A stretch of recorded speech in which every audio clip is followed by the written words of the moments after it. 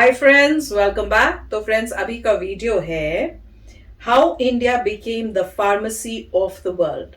तो चलो friends, video शुरू करते हैं। पर उससे पहले अगर आप चैनल पर पहली बार आए हो और आपने अभी तक सब्सक्राइब नहीं किया है तो जल्दी से पहले सब्सक्राइब के बटन और बेल आइकन को क्लिक कर लो ताकि आपको हमारे सारे न्यू वीडियोस के नोटिफिकेशन मिल जाए जैसे हम अपलोड करें। अगर आपको वीडियो पसंद आता है please like and share. And हमारा दूसरा चैनल, ट्विटर, इंस्टाग्राम अकाउंट, सबके डिटेल्स हैं डिस्क्रिप्शन बॉक्स में, तो उनको भी सब्सक्राइब और फॉलो कर लेना। चलिए शुरू करते हैं।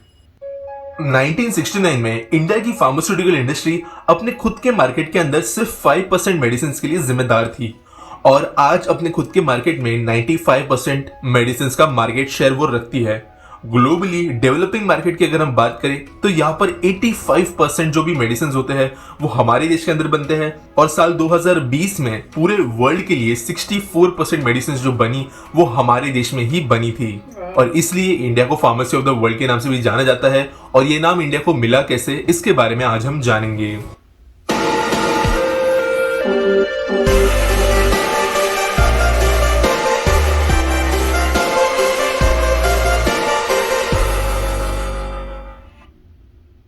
इस सवाल के जवाब को जानने के लिए हमें 20 साल पीछे जाना होगा। अभी फिलहाल इंडिया में मेडिसिन पर पेटेंट नहीं मिलते और कोई भी मोनोपोली किसी भी मेडिसिन मार्केट में नहीं दी जाती। इस समय पर अफ्रीका संकट में था। 22.5 मिलियन लोग HIV का शिकार हो चुके थे और ये एपिडेमिक बहुत ज्यादा तेजी से फैल रहा था और इसे रोकने के लिए कई सारी कोशिशें हो रही थी। लेकिन यहाँ पर अफ्रीका के सामने एक बहुत ही ज्यादा बड़ी समस्या थी। उस समय पर वेस्टर्न देशों के द्वारा कुछ HIV के मेडिसिन खोज लिए गए थे, लेकिन एक पेशेंट को 1 साल तक इन मेडिसिन का डोजेस कंप्लीट करने के लिए $10,000 की कीमत चुकानी पड़ती, जो आज के डेट में भी एक बहुत बड़ी अमाउंट है किसी भी डेवलपिंग देश के लिए। और अगर आप 20 साल पहले के हिसाब से सोचो तो ये ऑलमोस्ट सारे लोगों के लिए एक अनअचीवेबल अमाउंट थी अपने खुद के ट्रीटमेंट के लिए। इसके वजह से सब सहारन देशों में HIV बहुत ज्यादा तेजी से फैल रहा था, लोगों की इसके वजह से मौत हो रही थी और कोई भी सॉल्यूशन एफोर्डेबल तरीके से इसके लिए नहीं मिल पा रहा था। यहाँ पर हमारी इंडियन कंपनी सिप्ला ने एक चीज आइडेंटिफाई की। क्योंकि इंडिया में जेनेरिक ड्रग्स बनाने पर कोई भी पाबंदी नहीं थी तो बिना पेटेंट डिस्प्यूट के सिप्ला HIV के ड्रग्स माइनर ट्वीकिंग के साथ में भारत के अंदर प्रोड्यूस कर सकती थी। और जो वेस्टर्न देशों के अंदर उस समय के फार्मा कंपनी से, जिन्हें बिग फार्मा के नाम से भी जाना जाता है, और हजारों % का मार्जिन वो अपने हर दवाई पे लगाते हैं, उसके वजह से सिप्ला छोटे छोटे मार्जिन के साथ में काफी ज्यादा सस्ती कीमतों पर ड्रग्स प्रोड्यूस कर सकता था। और साल 2003 में सिप्ला ने जो $10,000 की मेडिसिन वेस्टर्न देशों में से आ रही थी उसके कंपैरिजन में सिर्फ $400 पर ईयर के हिसाब से डोजेस रिलीज की और अफ्रीकन देशों में उन्हें पहुंचाना शुरू कर दिया और ये ऑब्वियसली बहुत ज्यादा मददगार साबित हुआ। साल 2003 से लेकर साल 2008 तक सिर्फ और सिर्फ सिप्ला के मेडिसिन की वजह से अफ्रीका में HIV के केसेस 18 गुना कम हो गए और ये एक एपिडेमिक लेवल पे फिर बाद में नहीं रहा। इसके बाद में यूनाइटेड नेशंस की जो एड्स ऑर्गेनाइजेशन है उनके डायरेक्टर ने पर्सनली अपने स्पीच के दौरान ये कहा कि अगर सिप्ला नहीं होती तो $2 बिलियन का खर्च जो इस पूरे अफ्रीकन मिशन में खर्च हुए हैं उसके बजाय उन्हें $200 बिलियन तक का खर्च करना पड़ता था और इसके लिए वो सिप्ला को धन्यवाद देना चाहते हैं। इन चीजों के बाद में इंडिया की फार्मा इंडस्ट्री पूरे वर्ल्ड के फोकस में धीरे धीरे आने लगी क्योंकि केमिकल कॉम्पोजिशन, क्वालिटी कंट्रोल और उन ड्रग के इफेक्ट में कोई भी चेंजेस नहीं थे जो इंडिया में बनते थे और किसी और देश में। इसलिए डॉक्टर्स का भी पूरा भरोसा था इंडियन ड्रग्स पर। और बाद में जितने भी डेवलपिंग देश है, अंडर डेवलप्ड देश है और फिर कुछ डेवलप्ड देशों के अंदर भी इंडिया के ही फार्मास्यूटिकल इंडस्ट्रीज के द्वारा बनाए गए ड्रग्स को रेकमेंड किया जाने लगा और डॉक्टर्स और उनकी बॉडीज ने इसे काफी अच्छा रिकॉग्नाइज किया। यहाँ पर हमारे जैसे कुछ इंडियन कंपनीज ने एक टेम्पलेट क्रैक कर ली थी कि किस तरीके से शॉर्ट टर्म में किसी भी पर्टिकुलर ड्रग को लार्ज स्केल पर डिप्लॉय किया जा सकता है। यहाँ पर Sun pharmaceutical, Ranbaxy, doctor Reddy's laboratory, इन्होंने अपना इनिशियल रोड मैप कुछ इस तरीके से बनाया कि कुछ ऐसे डिजीजेस जो फिलहाल एपिडेमिक में हैं, बड़े स्केल पर फैल रही है, उनके लिए जो ड्रग्स अवेलेबल है वो बहुत ज्यादा महंगे हैं, ज्यादातर लोग उन्हें रीच भी नहीं कर सकते। ऐसे ड्रग्स को वो बनाए, उन्हें सस्ती कीमतों पर मार्केट में ले आए और उसके वजह से तेजी से उस मार्केट को कैप्चर कर ले। 21वीं सदी के पहले डेकेड में इन सारी कंपनीज ने ऐसी ही बीमारियों पर फोकस किया। मलेरिया, ट्यूबरकुलोसिस, हेपेटाइटिस, मीजल्स, इन जैसी एपिडेमिकली फैलने वाली बीमारियों के ऊपर हमारे देश ने कई गुना, इनफैक्ट कुछ केसेस में 40 से 50 गुना सस्ती ड्रग्स बनाई और बड़े पैमाने पर जहां पर भी एपिडेमिक्स फैल रहे थे वहां पर उन्हें पहुंचा दिया और वहां के लोगों को इंडियन ड्रग्स की वजह से रिलीफ मिला। ट्रस्ट बढ़ने की वजह से धीरे धीरे तो जो नॉर्मल बीमारियां होती है उनके लिए भी इंडियन कंपनीज के ड्रग्स को ही रेकमेंड किया जाने लगा और 2012 तक दुनिया भर की 133 देशों के अंदर हमारे देश के अंदर बने हुए मेडिसिन पहुंचने लगे थे। इस समय इंडिया में वैक्सीन मार्केट भी डेवलप होना शुरू हो गया था।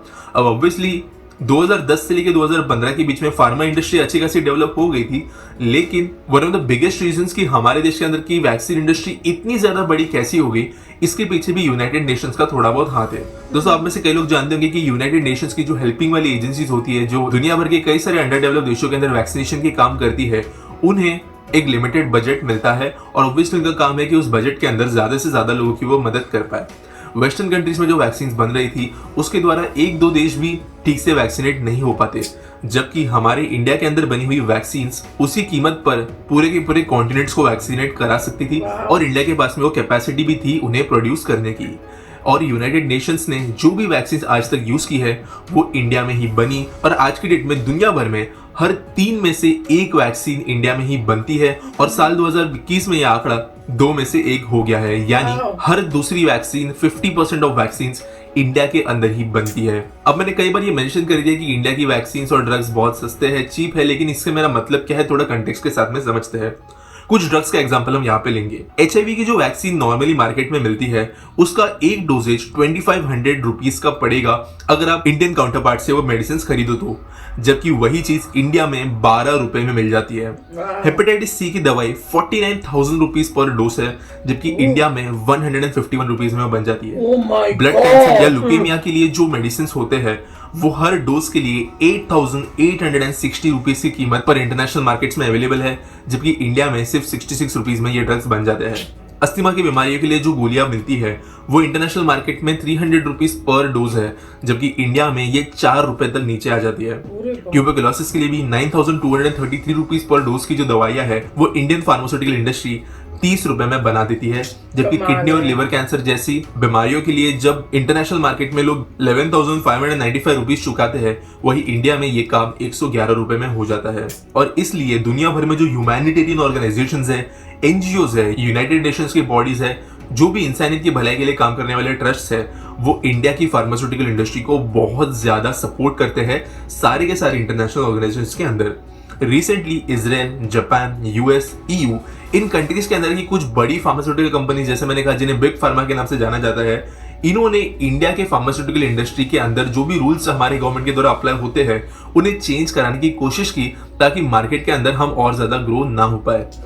बेसिकली ये देश अभी कोशिश ये कर रहे हैं कि इंडिया के अंदर जो लॉज बनाए गए हैं patent related specially generic drugs के बारे में, उन्हें वो चेंज कर पाए ताकि इंडिया का मार्केट शेयर कम हो और अपनी महंगी दवाइयां ये बाकी कंट्रीज दूसरे देशों में भेज पाए। इसके लिए कुछ बड़ी बड़ी कंपनीज ने लॉबिंग करने की भी कोशिश की है। आप में से जो लोग नहीं जानते कि लॉबिंग क्या होती है, तो जब प्राइवेट कंपनीज पॉलिटिकल पार्टीज को लुभाने के लिए पैसों का इस्तेमाल करती है ताकि रूल्स और लॉज उनके हिसाब से चेंज किए जाए, तो उसे लॉबिंग कहा जाता है।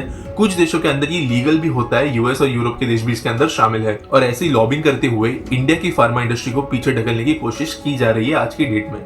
लेकिन फॉर्चुनेटली कई सारे बड़े बड़े ऑर्गेनाइजेशंस इंडिया के पीछे है।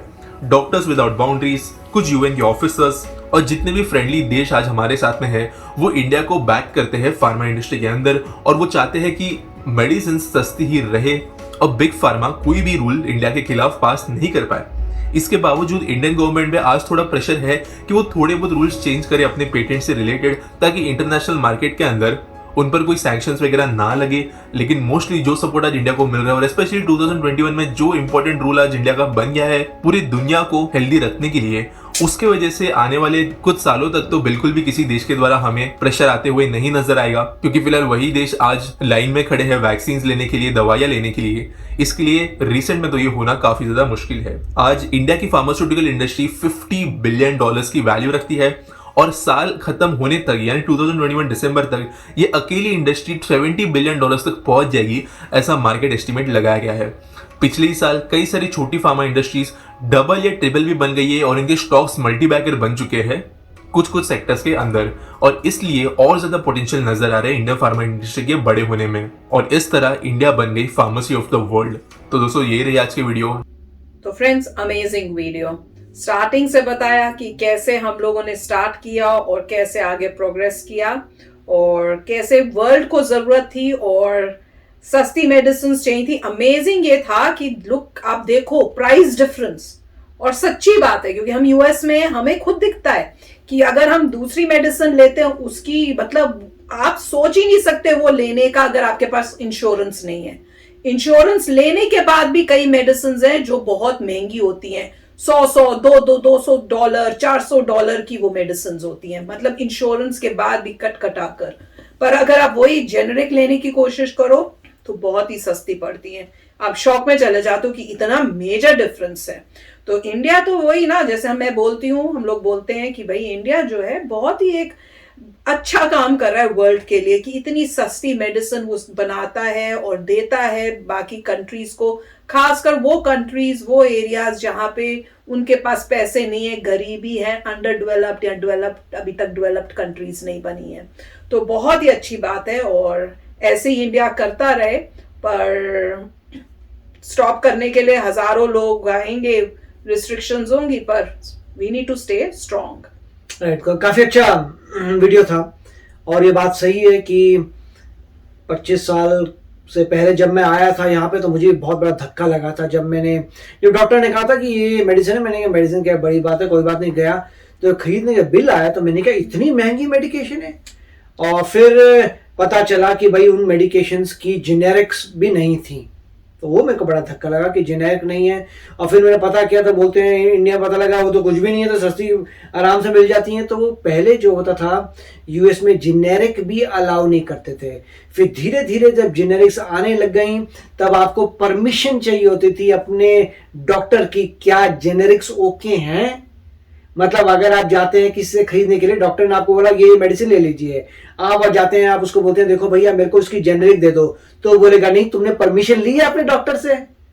तो फिर आपने डॉक्टर को कॉल करिए, डॉक्टर को बोलिए कि भाई मेरे को जेनेरिक चाहिए, तब वो आपसे बहसबाजी करके देगा। तो कि कई बार ऐसा होता था कि डॉक्टरों को भी उन मेडिसिन कंपनियों ने खरीद रखा था इन अ वे कि हमारी ही बोलो लेने के लिए। वाकई मुझे लगता था कि ऐसा नहीं होता, मगर होता था कि जो बड़ी बड़ी कंपनीज उनको बोलती थी हम तुम्हें फ्री सैंपल देंगे और हमारी ही मेडिसिन देना। फिर जब उनको बोलता था देखो भैया ऐसा है कि जेनेरिक अगर हैं अवेलेबल तो मुझे जेनेरिक चाहिए, तो बहसबाजी के साथ वो ओके करते थे। क्योंकि देसी का तो आपको पता ही है, देसी बोलेगा तू नहीं बोलेगा मैं किसी और डॉक्टर पे चले जाऊंगा भाई। तो वो समझ गए, तो अल्टीमेटली अब वो पूरा फिर नॉर्म बन गया। धीरे धीरे जैसे लोगों ने चैलेंज करना शुरू किया कि जेनेरिक चाहिए, अब जो है वो डिफॉल्ट है। आपको अगर उस चीज की जेनेरिक अवेलेबल है सबसे पहले आपको जेनेरिक ही देते हैं, अनलेस आप कहो नहीं मैं ज्यादा पैसा दूंगा मुझे ब्रांड वाली दो।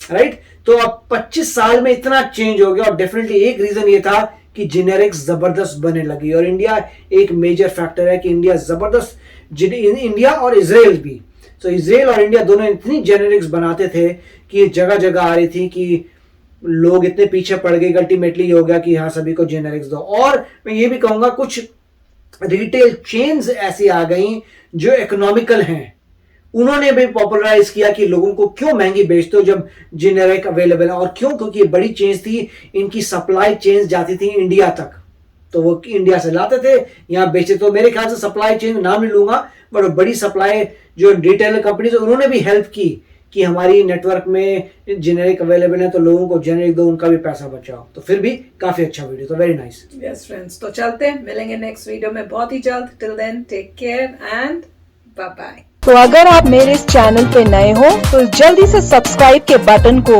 हिट करो और बेल आइकन को क्लिक करो ताकि आपको मेरा जब नया वीडियो मैं लगाऊं आपको उसके बारे में जल्दी से पता चल जाए।